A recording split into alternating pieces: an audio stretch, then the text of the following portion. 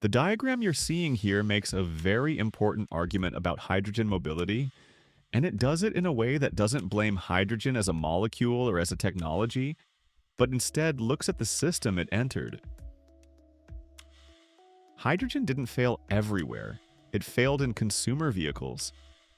And it failed there not because hydrogen is inherently inferior, but because consumer vehicles are the wrong environment for a system-first molecule to succeed.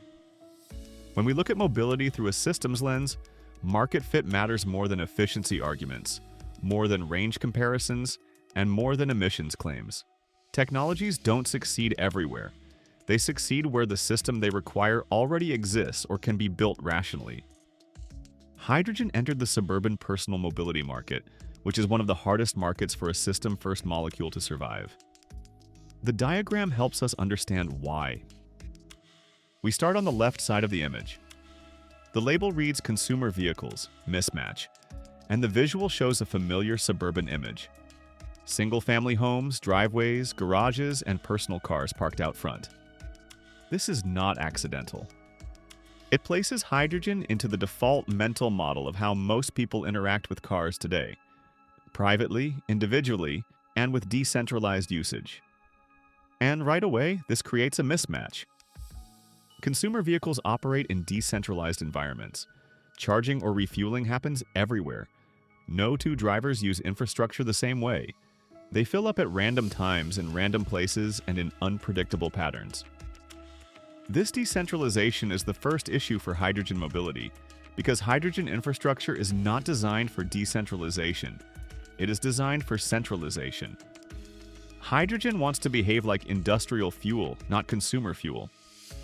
Directly underneath the suburban visual on the left, the diagram lists the system-level failure points. The first line says, decentralized refueling. It's a simple phrase, but it captures the entire problem architecture of hydrogen passenger vehicles. Hydrogen needs centralized refueling to make infrastructure bankable, safe, and rational. Suburban mobility needs decentralized refueling to make travel convenient and resilient. When a technology that needs centralization enters a market that requires decentralization, something has to break. In this case, what breaks is infrastructure viability. The second line says low utilization certainty. This is a systems word. Utilization certainty is what makes infrastructure profitable. Hydrogen stations need predictable throughput to cover capital and operating costs, but consumer mobility does not deliver predictable throughput. People drive differently day to day, month to month, and season to season. They take vacations, move houses, change jobs, or switch vehicles. Utilization in consumer mobility is stochastic and personal, not contractible and industrial. That makes hydrogen station economics fragile from day one. The third line reads consumer risk allocation. This line matters because hydrogen mobility places utilization risk on the consumer. But consumers don't price utilization risk explicitly. They don't think in terms of offtake contracts, utilization guarantees, or throughput optimization. They think in terms of convenience, cost, and availability. And if availability is uncertain, consumers avoid the technology. In hydrogen's case, even mild inconvenience is interpreted as failure. Consumer mobility is unforgiving, and hydrogen entered it with no fallback mode. Electric vehicles entered with a fallback mode, home charging. Hydrogen entered without one. Below that, the diagram adds high infrastructure capex per vehicle. This is one of the most damaging structural traits for hydrogen passenger mobility. Hydrogen stations cost millions of dollars, even in small configurations. And those costs do not dilute across tens of thousands of vehicles per station during early adoption. The capex burden per vehicle is enormous until adoption scales. And adoption cannot scale until infrastructure is widespread. That creates a paradox. You need vehicles to justify capex, and you need capex to justify vehicles. Next comes no fleet clustering. Clustering is an essential principle in system-first adoption. Systems want clusters. They want pockets of demand that justify infrastructure. They want node-to-node consistency, not random distribution. Hydrogen passenger vehicles are anti-cluster by definition. They are distributed objects in a distributed geography driven by distributed behaviors. Nothing about them clusters naturally, and without clustering, hydrogen cannot justify infrastructure. Finally, the left side concludes with binary system failure. This phrase pulls all the preceding lines into one concept. Hydrogen passenger mobility is binary. It works at 100% or 0%. If a station is down, the vehicle is down. If a station closes, the fleet collapses. If utilization drops, economics break. If economics break, infrastructure stops. If infrastructure stops, adoption dies. Binary systems cannot scale slowly. They must scale perfectly, or they collapse during scaling. Hydrogen entered a market where binary systems do not survive. Now move your eyes to the right side of the diagram.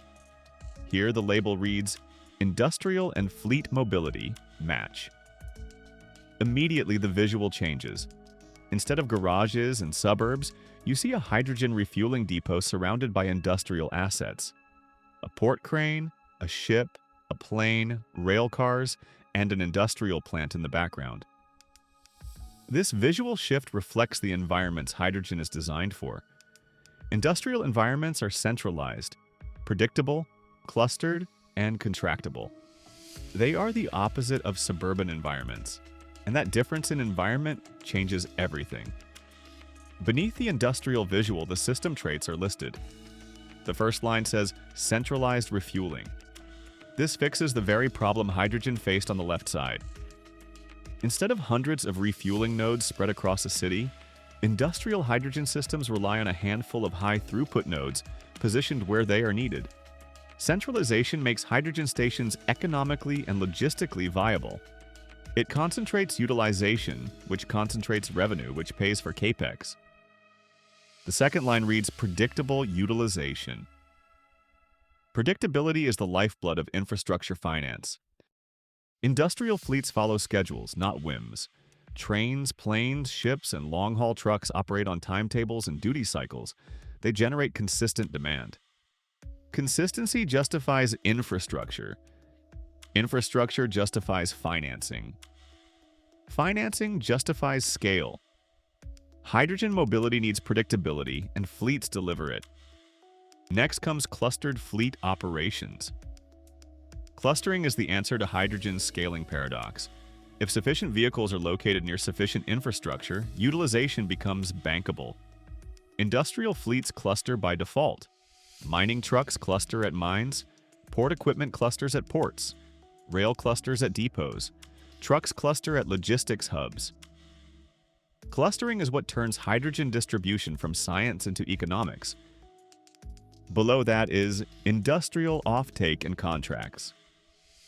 This is arguably the most important line on the right side. Consumer mobility cannot contract utilization. Industrial mobility can. Offtake agreements, service agreements, and long-term contracts allow industrial users to commit to hydrogen volumes. That commitment unlocks finance. Hydrogen systems want contracts because contracts de-risk utilization. Contracts make hydrogen bankable. Then the next line states, high energy throughput. This is another fundamental distinction between consumer cars and industrial fleets.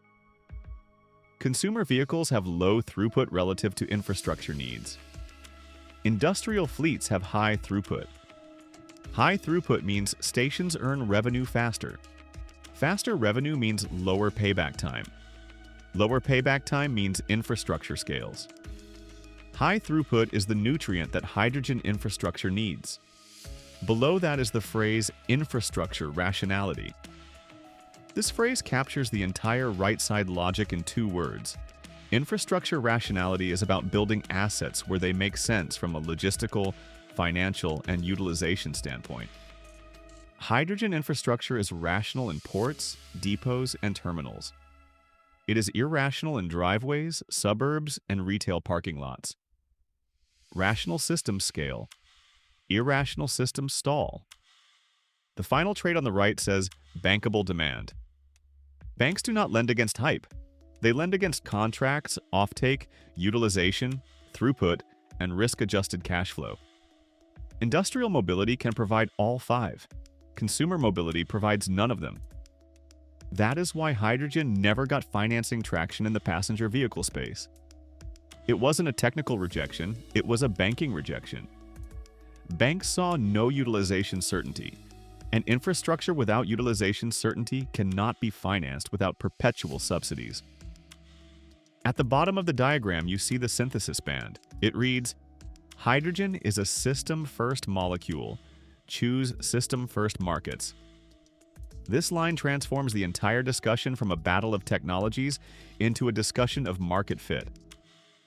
Hydrogen didn't fail mobility. It failed the wrong part of mobility. Hydrogen thrives wherever the system can be built rationally before vehicles arrive. Hydrogen fails wherever vehicles must arrive before the system is built. And just below that, in smaller text, the diagram delivers the concluding thesis. Adoption follows system fit, not hype. This is the core lesson. Technologies scale when the system they require fits the market they enter. Technologies stall when the market demands behaviors or structures that the system cannot deliver. Under the synthesis band, the bottom row shows icons with labels: ports, shipping, rail, aviation, steel, ammonia, long-haul trucks, and mining. These are not arbitrary industries. They are the industries that possess the traits listed on the right side of the diagram. They are centralized, predictable, clustered, energy-intensive, and contractual. They are the natural habitat of hydrogen mobility. Hydrogen is now leaving the hype phase and entering the execution phase. The next frontier for hydrogen is not consumer vehicles. It is industrial systems. And industrial systems require understanding of project finance, permitting policy design, bankability, and execution. H2 Hub is built to train and equip hydrogen developers, consultants, and investors to navigate those realities. The hydrogen transition will be won in ports, not garages, and H2 Hub is focused on those environments. Hydrogen did not lose to EVs. They entered different markets with different system demands. EVs entered a product-first market that rewards decentralization, private adoption, and partial functionality. Hydrogen entered a system-first market that punishes decentralization, low utilization, and binary system failure. EVs scaled before perfection. Hydrogen required perfection before scaling. And in the world of adoption curves, timing is everything. For viewers working in clean energy or industrial decarbonization, we list feasibility models for hydrogen electrolysis, ammonia production, renewable energy finance, and system-level project planning. These templates help translate diagrams like this into spreadsheets, cash flows, and investor presentations. EVs hold the competitive edge in consumer mobility because they distribute risk, distribute cost, and distribute infrastructure. Hydrogen holds the competitive edge in industrial mobility because it centralizes demand, centralizes infrastructure, and centralizes financing. The future will not be hydrogen or electric vehicles. It will be hydrogen and electric vehicles, just not in the same mobility segment. And once you understand system fit, the diagram makes perfect sense.